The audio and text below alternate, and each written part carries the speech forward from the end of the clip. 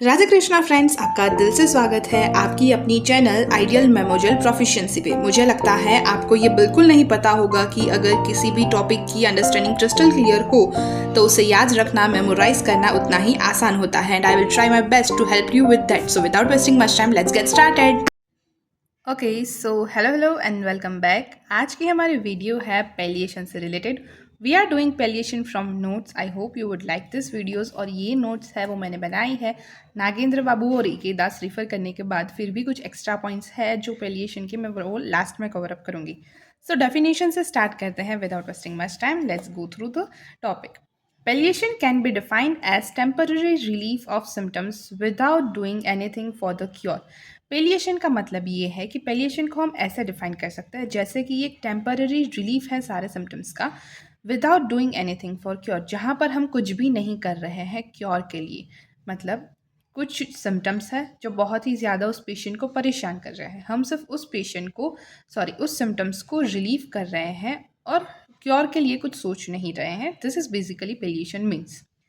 Here, through the most annoying symptoms are relieved, the disease remains at the same place and in the same form.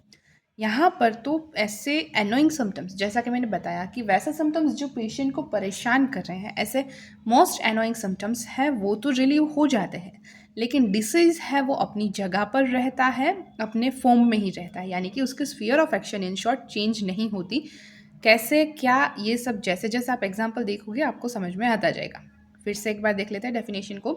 Palliation can be defined as temporary relief of symptoms without doing anything for the cure. Here, though the most annoying symptoms are relieved, the disease remains at the same place and in the same form. Palliation is equal to temporary relief of symptoms. Palliation का मतलब है यहाँ पर हम temporary relieve कर रहे हैं कुछ एनोइंग सिम्टम्स को। Example, a patient is suffering from headache and whenever he takes any painkiller medicine, headache relieves, but after few days it again reappears. एक पेशेंट है, सपोज कि उसको हेडेक हो रहा है, वो हेडेक से सफ़र कर रहा है, तो जब भी हेडेक के टाइम पर वो पेन किलर मेडिसिन ले लेगा तो हेडेक कुछ समय के लिए, शॉर्ट ड्यूरेशन के लिए चला जाएगा, लेकिन कुछ दिनों के बाद, बट आफ्टर फ्यू डेज वो फिर से रीअपियर होगा। Here, the symptoms is relieved temporarily by the medicine, but when reappears, it appears in the same form. यहाँ पर जो सिम्टम्स है उसको रिलीव किया गया है कुछ टेम्पररी टाइम के लिए, लेकिन जब भी मेडिसिन देने के बाद सिम्टम्स रीअपियर होंगे कुछ 2-3 दिन बाद, या फिर हो सकता है कि मेडिसिन की पावर कम हो तो सिर्फ एक दिन या फिर कुछ घंटों के बाद फिर से सिम्टम्स रीअपियर होने लगते हैं। तो वो जब सिम्टम्स रीअपियर होंगे तो वो उसी फॉर्म में, मतलब जैसा मेडिसिन लेने से पहले थे वैसे ही फॉर्म में अपीयर होंगे।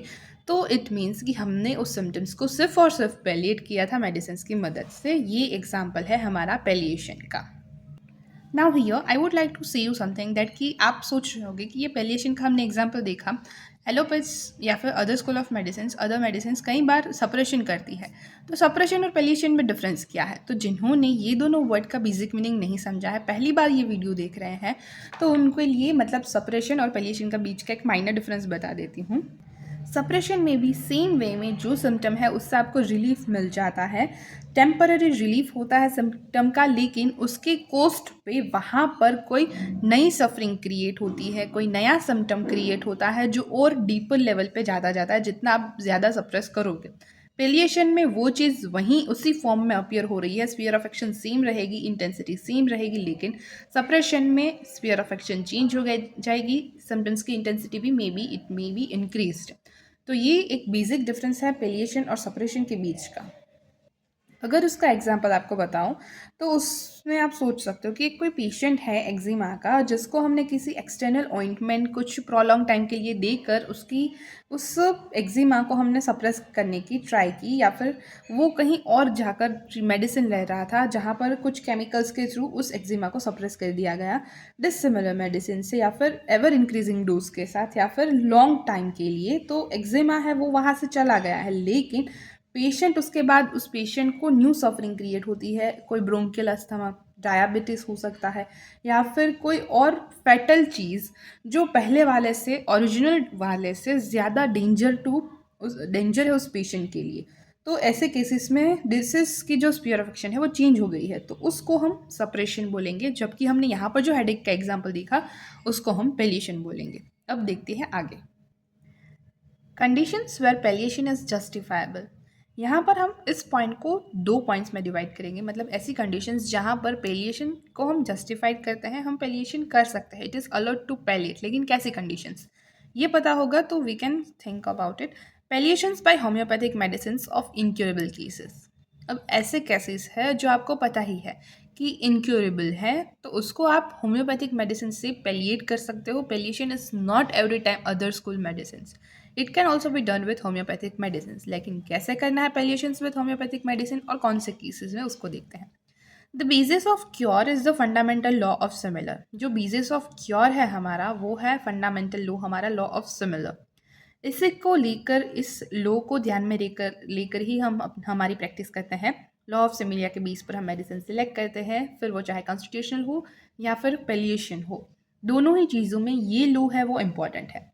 Similarly, the law of similar is also the fundamental law in the palliation of incurable states। जैसे कि मैंने बताया कि नॉर्मल केस हो या फिर पेलिएटिव केस हो, इनक्योरेबल केस हो, आपको लॉ ऑफ सिमिलिया को हमेशा फंडामेंटल लॉ की तरह देखना है। अब ऐसा क्यों कि हम लॉ ऑफ सिमिलिया को इतना क्यों इंपॉर्टेंस दे रहे हैं? देखो, हमारी होम्योपैथी सिस्टम है वो एक क्यूरेटिव सिस्टम है जो क्योर दिलाती है पेशेंट को। लेकिन क्योर से पहले ये समझना होगा कि हेल्थ क्या है और डिसीज क्या है। हेल्थ ऐसी कंडीशन है जहाँ पर पेशेंट ईज में है, कंफर्ट में है और उसकी बॉडी हार्मनी में है, सारे स्ट्रक्चर्स फंक्शंस नॉर्मल है, नॉर्मल वे में वर्क कर रहे हैं। लेकिन जब वो डिसीज़ में होगा वो पर्सन, तो उसकी वो चीज़ डिस्टर्ब हो जाएगी, हार्मनी में नहीं रहेगी, कुछ ना कुछ उसको डिस्कम्फर्ट होगा उस सारी कंडीशन से। तो उसकी वजह से उसकी बॉडी में डिरेंजमेंट हुई। लेकिन वो डिरेंजमेंट है वो बाहर दिखने से पहले इनर लेवल पे होती है, वाइटल फोर्स पे। तो वाइटल फोर्स पे जब भी कोई डिरेंजमेंट होती है वहीं एक्सटर्नल रूप में, मतलब सिम्टम्स के रूप में हमें दिखती है। तो इसीलिए जो इनर वे में जो चीज़ डिरेंज हो रही है वो है वाइटल फोर्स। तो उसको डिरेंज करने वाली भी कोई चीज़ होगी जिसको हम बोलेंगे डायनामिक चीज़, मियाजम्स। तो मियाजम्स से वो डिरेंज होती है। तो मियाजम्स को क्योर करने के लिए आपको वैसी ही कोई डायनामिक चीज़ चाहिए जो उस लेवल पे जाकर उसको क्योर कर सकते हैं। और हमारी होम्योपैथिक मेडिसिन है वो डायनामिक लेवल पे जाकर उस डिसीज़ को क्योर करती है। तो इसीलिए हम, मतलब क्योर है यहाँ पर कैसा पॉसिबल होगा कि सिमिलर स्ट्रॉन्गर मेडिसिन को हम एडमिनिस्टर करेंगे और फिर हम उस पेशेंट को क्योर दिलाएंगे। तो ये बेसिक फंडामेंटल है हमारी होम्योपैथी का। तो ये सिमिलर मेडिसिन है वो हमें कब यूज़ करनी है? ऐसे केसेस में जहाँ पर ऑर्गन्स अफेक्ट हो गए हैं या फिर ऑर्गन्स डैमेज हो गए हैं या फिर कंजेनाइटली है ही नहीं, तो वाइटल फोर्स वहाँ का, मतलब वहाँ पर कोई एनर्जी, तो मतलब जिस पर आप उस मेडिसिन को एक्ट करवाना चाहते हैं वो सोर्स ही नहीं है, या फिर बहुत ही ज़्यादा पैथोलॉजिकल चेंजेस डेवलप हो गए हैं। तो ऐसी कुछ कंडीशंस है, वहाँ पर भी हमें पैलिएशन करना है तो हम सिमिलिया लॉ को ही लेंगे, लॉ ऑफ सिमिलर के बेसिस पर ही करेंगे। जैसे कि in advance cases with irreversible pathological changes. तो पैथोलॉजिकल चेंजेस हैं और वो इरिवर्सिबल स्टेज तक पहुंच गए हैं कि वहाँ से अब उस कंडीशन को रिवर्स नहीं किया जा सकता। हियर द क्वेश्चन कम्स कि इरिवर्सिबल पैथोलॉजिकल चेंजेस है तो वहाँ पर हम कॉन्स्टिट्यूशनल मेडिसिन क्यों नहीं दे सकते? तो इसके लिए आपको ये पॉइंट को समझना होगा। When we are facing this incurable condition, the administration of the similar remedy almost always ameliorates the situation, at least for the 3 to 4 days and usually for a longer period. Then we may have a return of symptoms when the indicated remedy will be called into use again. Thus the patient can be made much more comfortable. यानी कि जो incurable cases है वहाँ पर क्या होता है, deep pathological changes हैं, तो कभी भी आप उसको कंप्लीट क्योर नहीं दिला सकते। तो ऐसे में कॉन्स्टिट्यूशनल रेमेडी ना देकर परमानेंट क्योर तो वहाँ पर वैसे भी पॉसिबल नहीं है। हम पैलिएटिव होम्योपैथिक्स मेडिसिन को सिलेक्ट करते हैं क्योंकि इनक्योरेबल कंडीशन है, डीपर लेवल तक पैथोलॉजी शिफ्ट हो गई है। तो सिमिलर रेमेडी अगर देंगे, कॉन्स्टिट्यूशनल रेमेडी देते हैं, तो हो सकता है कि कुछ टाइम तक उसको वो कंडीशन में उसको बेटर फील हो, या फिर हो सकता है थोड़े लंबे समय तक उस कंडीशन में उसको बेटर फील हो।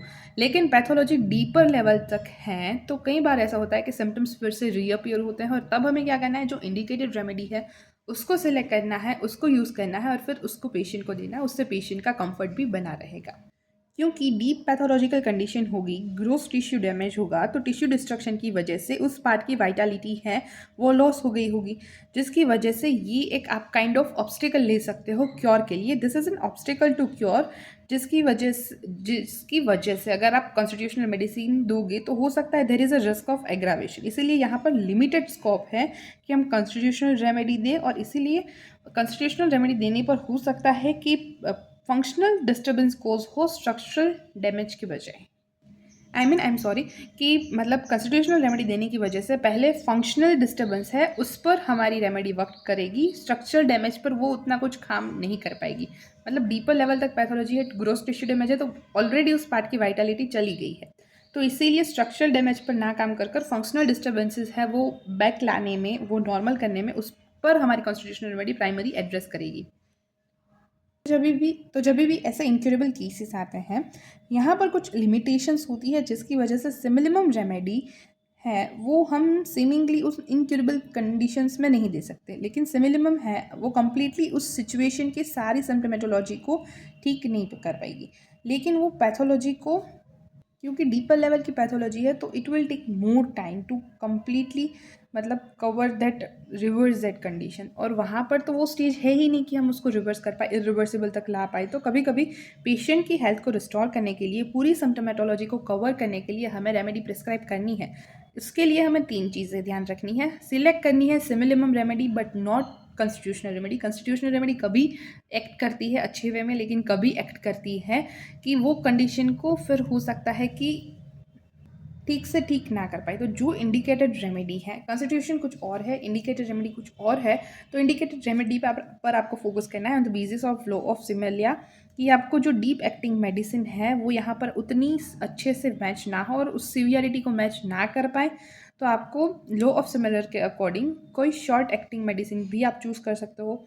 Law of direction of cure को ध्यान में रखते हुए आपको देखना है कि जो रेमेडी आपने सिलेक्ट की है क्या वो law of direction of cure को फॉलो कर रही है, और आपको कॉन्सेप्ट ऑफ मियाज्म को भी ध्यान में रखते हुए रेमेडी को सिलेक्ट करना है। लेकिन इस पॉइंट का कहने का मतलब सिर्फ इतना है कि लॉ ऑफ पैलिएशन में जब इरिवर्सिबल पैथोलॉजिकल चेंजेस हैं, जहाँ पर आप उस पार्ट की वाइटलिटी को लॉस होने की वजह से कभी कभी कॉन्स्टिट्यूशनल मेडिसिन है वो एक्ट नहीं करती, तो आपको इंडिकेटेड रेमेडी लेनी है on the basis of law of similia, law of direction of cure and concept of मियाज्म। और जब भी इंडिकेटेड रेमेडी चेंज हो तो आपको फिर सिम्टम्स रीअपियर होने पर फिर से केस टेकिंग करके आपको नई रेमेडी सिलेक्ट करके देनी है। तो एडवांस केसेस है जहाँ पर बहुत ज़्यादा इरिवर्सिबल पैथोलॉजिकल चेंजेस है, ये फर्स्ट पॉइंट है जहाँ पर हम होम्योपैथिक के मीन्स के थ्रू पैलिएशंस को यूज़ कर सकते हैं। Let's go through an example. A case of incurable cancer with distinct metastasis developed involuntary urination with absolutely no control। एक ऐसा केस है कैंसर का, कैंसर इनक्यूरेबल स्टेज पे है, डिस्टिंक्ट मेटास्टेसिस हो चुका है, मेटास्टेसिस के थ्रू कैंसर बॉडी में फैल चुका है, इनवॉल्यूंट्री यूरिनेशन है उस पेशेंट को जिस पर उसका बिल्कुल भी कंट्रोल नहीं है। हर remedy was one of the calcarea group, उसकी रेमेडी है कॉन्स्टिट्यूशनल, वो कैलकेरिया ग्रुप की है। For this troublesome symptom of involuntary urination, there are 5 remedies equally prominent rank in the repertory which we may consider। इस troublesome symptom के लिए, involuntary urination के लिए 5 और रेमेडीज़ हैं प्रोमिनेंट रैंक पे, जो उनके साथ ही हम कंपेयर कर सकते हैं रेपर्ट्री में, जैसे कि arsenic, natrum mur, pulsatilla, rhus tox and causticum. With the constitutional similarity of the patient to calcaria, causticum was the only remedy to be considered। मतलब कॉन्स्टिट्यूशनल वी में कॉन्स्टिट्यूशनल सिमिलैरिटी को देखकर उस पेशेंट की कैलकेरिया के साथ कॉस्टिकम है वो एक ऐसी रेमेडी है जिसको हम कंसिडर कर सकते हैं, और सिर्फ एक डोज से कॉस्टिकम के and 1 dose of causticum 200 restored completely control over the disagreeable symptoms। वो उस पूरे disagreeable symptom को रिस्टोर कर लेता है completely and make the patient more comfortable in general, और उसकी वजह से पेशेंट है वो कंफर्टेबल भी हो जाता है इन जनरल। तो यहाँ पर हमने क्या किया, कैलकेरिया ग्रुप की है लेकिन इंडिकेटेड रेमेडी है उसके साथ और 5 है प्रोमिनेंट वे में, उसमें से एक मैच करती रेमेडी है कॉस्टिकम, जो कैलकेरिया ग्रुप के कॉन्स्टिट्यूशन के साथ भी थोड़ी बहुत मैच करती है, जिसको हमने सिर्फ एक डोज से उस पेशेंट की सारी कंप्लेंट्स को रिलीव कर दिया। Incurable cases are source of great anxiety to every physician, but the physician also who will follow the law of similia will use of single remedy in potentized form will give quicker and more sustained relief that all the massive doses of allopathic palliatives. Incurable cases है वो हमेशा anxiety का reason होते हैं सारे physicians के लिए, और ऐसे फिजिशियंस के पास जब भी ऐसे केस आते हैं तो अगर वो फॉलो करे लॉ ऑफ सिमिलर्स को, एक सिंगल रेमेडी का यूज़ करे पोटेंटाइज फॉर्म में, तो उसके उससे उसको इतने जल्दी रिजल्ट्स मिल सकते हैं, इतने सस्टेनेबल रिजल्ट्स मिल सकते हैं जितना कि कोई मैसिव एलोपैथिक डोजेस से भी नहीं मिलते। और इसी बारे में मास्टर कैंट ने एक और बात भी कही थी, the physician who applies the single remedy in the potentise form under the law of cure for any longer time or any length of the time will easily be convinced that there is no other way of palliation that holds permanent hope for the patient। यानी कि cantt sir का कहना ऐसा है कि physician अगर long run में अपनी लॉन्ग टर्म लाइफ में सिंगल रेमेडी का यूज़ करे पोटेंटाइज फॉर्म में, उसको यूज़ करे अच्छे से सारे लॉ फंडामेंटल्स लॉ को फॉलो करते हुए, तो वो अपने आप ही अपनी प्रैक्टिस के बाद कन्विंस हो जाएगा कि पैलिएशन के लिए भी परमानेंट होप जो पेशेंट के लिए होती है उसमें भी होम्योपैथी से अच्छी कोई चीज़ नहीं है। और ये एग्जाम्पल हमने यहाँ पर देख लिया। अब देखते हैं next point. Now patient is lacking in any vital organ, यानी पेशेंट में कोई ना कोई वाइटल ऑर्गन की कमी है, कॉन्जेनाइटल या फिर सर्जिकल रिमूवल या फिर किसी भी कोज की वजह से वाइटल ऑर्गन है वो पेशेंट में प्रेजेंट नहीं है।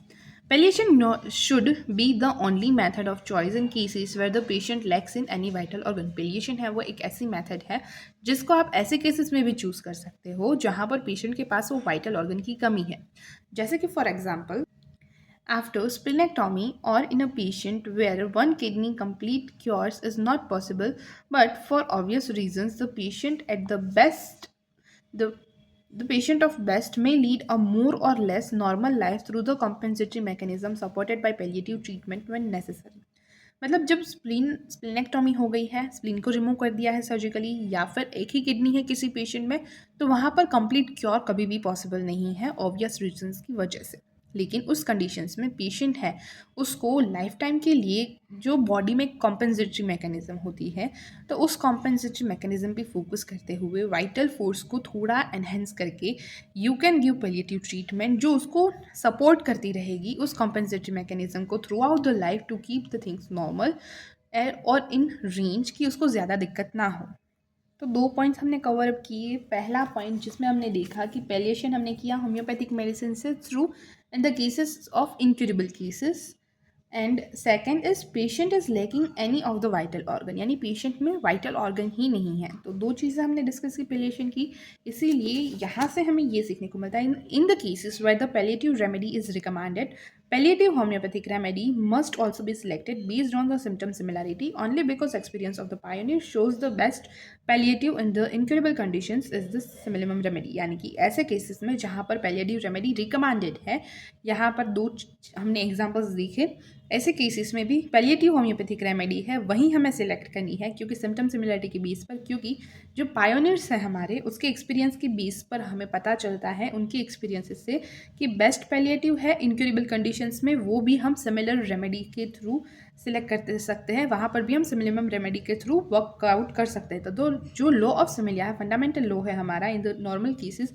वो पैलिएशन के केस में भी वह हमारा वही लो है, वो मेन फंडामेंटल लो रहेगा। अब कुछ अदर केसेस है जहाँ पर हम पैलिएशन का यूज़ करते हैं, palliation by some other means. Palliation by some other means. Even in homeopathy, palliation is needed by other means. Footnote 67 first aphorism. In the following cases, मतलब कि होम्योपैथी में भी पैलिएशन है वो कुछ मीन्स से सजेस्ट किया गया है। Only in most urgent cases where danger to life and imminent by is needed by death allow no time for the action of the homeopathic remedy. यानी कि कुछ ऐसे अर्जेंट केसेस होती है जहाँ पर पेशेंट की लाइफ को डेंजर है, खतरा है और डेथ को आप रोक नहीं सकते, और ऐसे केसेस में बहुत ही ज़्यादा कम टाइम है या फिर टाइम ही नहीं है कि होम्योपैथिक रेमेडी अपनी एक्शन दिखा सके, यानी कि lack of time for homeopathic remedy to act.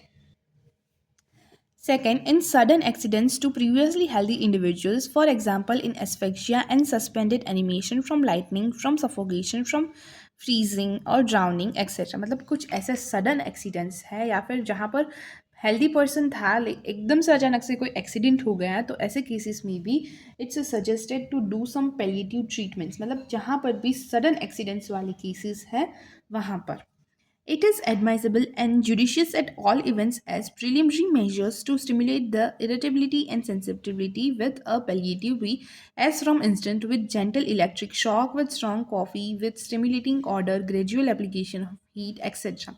When the stimulation is affected, the play of the vital organ again goes on in the former healthy manner, for there is no disease to be removed, but merely an obstruction and suppression of the healthy vital force. In this point यहाँ पर ये explain किया गया है कि कुछ conditions होती है जहाँ पर हम प्राइमरी मेजर्स के रूप में पेलिएशन को एडमिनिस्टर कर सकते हैं, जुडिशियसली अप्लाई कर सकते हैं, क्योंकि वहाँ पर जो वाइटल फोर्स होता है वो सप्रेस हो गया होता है, उसमें कोई ऑब्स्ट्रक्शन की वजह से वो अपनी हेल्दी स्टेट में परफॉर्म नहीं कर पाता। तो ऐसे केसेस में कुछ स्टिम्युलेंट के थ्रू उसकी जो वाइटल फोर्स की इरिटेबिलिटी और सेंसिटिविटी है वो हम फिर से नॉर्मल स्टेट में लाते हैं थ्रू जेंटल शॉक या फिर थ्रू स्ट्रॉन्ग कॉफ़ी या फिर स्टिमुलेटिंग ऑर्डर या फिर ग्रेजुअल एप्लीकेशन ऑफ हीट और इलेक्ट्रिक शॉक और एनीथिंग लाइक दैट। उससे हम वाइटल फोर्स की जो एनर्जी है जो सप्रेस हो गई है या फिर ऑब्स्ट्रक्ट हो गई है उसको हम स्टिम्युलेट करते हैं। उस स्टिम्युलेशन के इफेक्ट से जो वाइटल ऑर्गन है जो पहले हेल्दी था लेकिन किसी सप्रेशन या इस चीज़ की वजह से नॉर्मल स्टेट से पीछे चला जाता है या फिर वर्क नहीं करता ठीक से, तो वो अपनी नॉर्मल स्टेट में फिर से आ जाता है, वाइटलिटी फिर से मेंटेन करता है और अपने सारे फंक्शंस को रीएक्टिवेट करता है। थर्ड पॉइंट है in the sudden poisoning.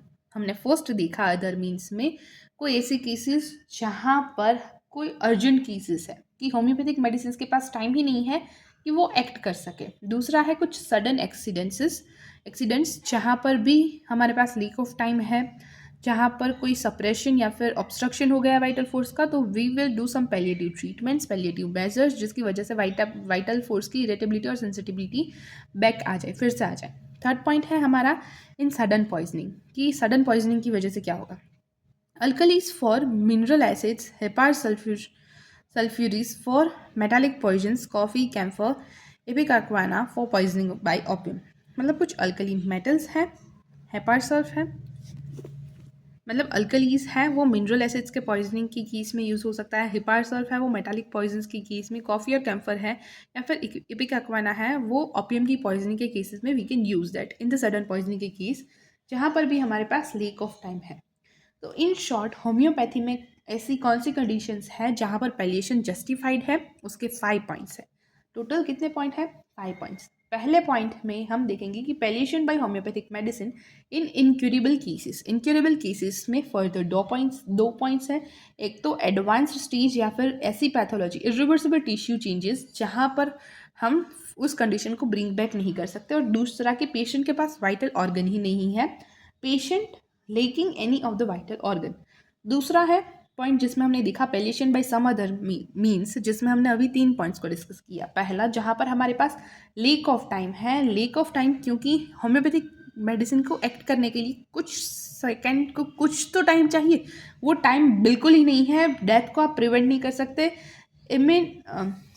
Imminent death है, डेंजर है पेशेंट की लाइफ को, ऐसे अर्जेंट केसेस है वहाँ पर। फिर सडन एक्सीडेंट्स की केसेस है जहाँ पर हेल्दी था इंडिविजुअल लेकिन अचानक से कुछ होने की वजह से एक्सीडेंट हो गया, कुछ भी हुआ, तो उस केसेस में palliation is allowed and in the cases of sudden poisoning. तो ये 5 पॉइंट्स है बेसिकली जो हमने अब तक अंडरस्टैंड किए। अब नोट्स के पार्ट 2 में वी विल सी कि कंडीशंस जहाँ पर पैलिएशन है वो होम्योपैथिक मीन्स से रिकमेंडेड है। नेक्स्ट वीडियो में we will see this flow chart जिसके through we will revise every point which we have discussed today. Merits देखेंगे, डीमेरिट्स देखेंगे पैलिएशन के, और साथ ही साथ we will do a short quick revision of all wall palliation. अब बात है वीडियोस की, तो वीडियोस में हम कभी नोट्स की वीडियोस लाएंगे, कभी ए.के. दास में से, तो कभी नागेंद्र बाबू में से। सबसे पहले अभी फोकस चल रहा है नागेंद्र बाबू में से, जितने ज़्यादा वीडियोस हो सके हम आपके लिए लाएँ, मटीरिया के वीडियोस लाएँ। अगर आपको चाहिए सारे वीडियोस ऑन टाइम आए, आपकी कुछ डिमांड्स है, you can definitely go to comments, आपके सजेशंस बता सकते हो, आपके रिव्यूज़ बता सकते हो. This will motivate me to do more and more. वैसे I am trying my best कि आप सब लोगों के लिए जितना हो सके उतना मैं करूँ, जितना हो सके उतना रेगुलर रहूँ. लेकिन please do like, share and subscribe and also show some activity in comment section. बाकी मिलते हैं नेक्स्ट वीडियो में, तब तक के लिए tata bye, see you and take care. Thanks for watching this video till now, bye bye. Thank you so much guys for watching this video till now. Also give your valuable feedbacks and suggestions in comment section. और हाँ, like करना, share करना and subscribe करना गलती से भी मत भूलना. Stay tuned, take care. मिलते हैं next video में, तब तक के लिए टाटा बाय बाय.